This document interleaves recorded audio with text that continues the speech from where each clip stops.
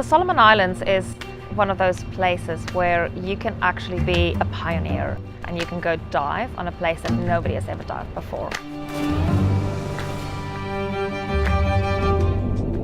So the Kawiki Corsair was found a few years ago by accident. One of our team was just out diving and they happened to stumble upon this completely intact American fighter plane just sitting in sand.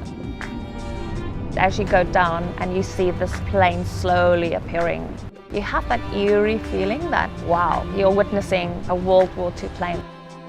There's so much emotion and so much history that goes with something like that. So it's very, very special.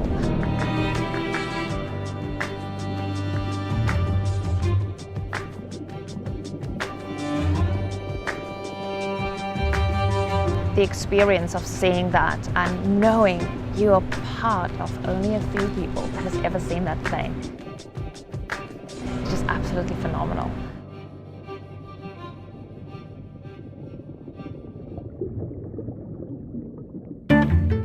We've got a few signature dive sites.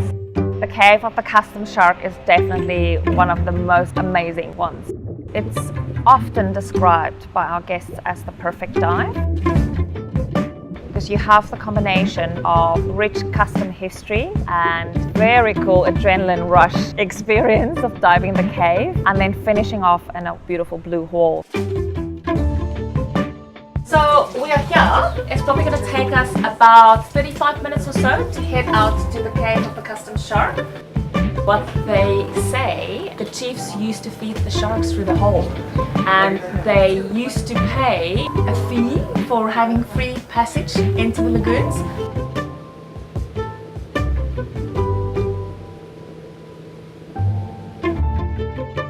It's hanging, that overhang there. Our little path is just basically going up through here to the right. You grab your gear and you walk 10 to 12 meters and you enter into a little hole, like a tube, that's not bigger than 2 meters. And drop down to about 17 meters. It opens up in a chamber.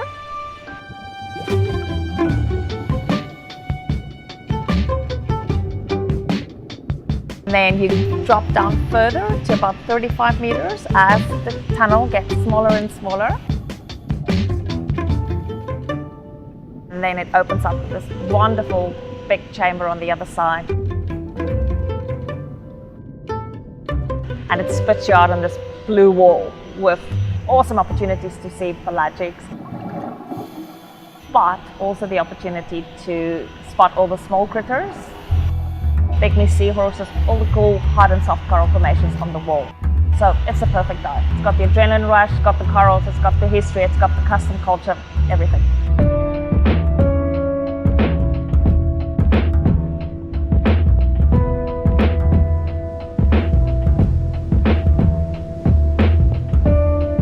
It's hard to explain, but as you travel through the world, there are always a few places that you know that's special. And you want to go back because you want to explore and you want to make a difference. That's the Solomon Islands. There's just something about that place. They don't call it magical Munda for nothing. That's one of the sites that we do actually really want to protect in our environment, because currently it is under threat to make home for a project that will involve a shrimp farm. So this is what I believe that we can continue to, through sustainable dive tourism, be a voice so that we can protect sites like that.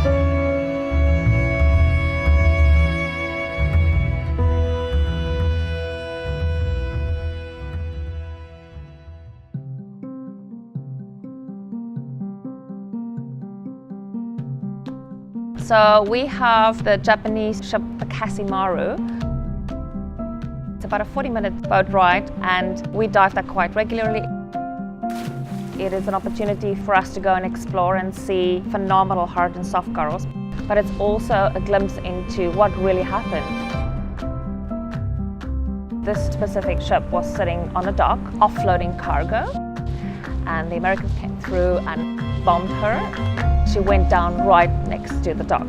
You could see as you dive, this whole one side just completely disintegrated, where you can actually enter and explore.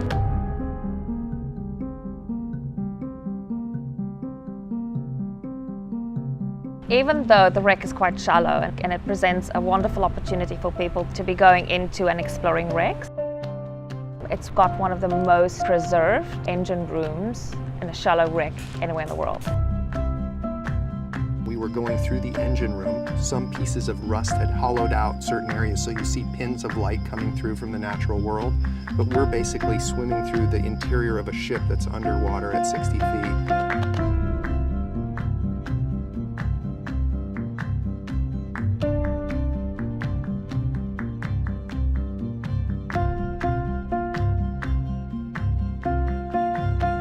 What makes it special is the feeling you get, coupled with the people, the history, the custom culture, the World War II stuff. It's just a combination of so many different things.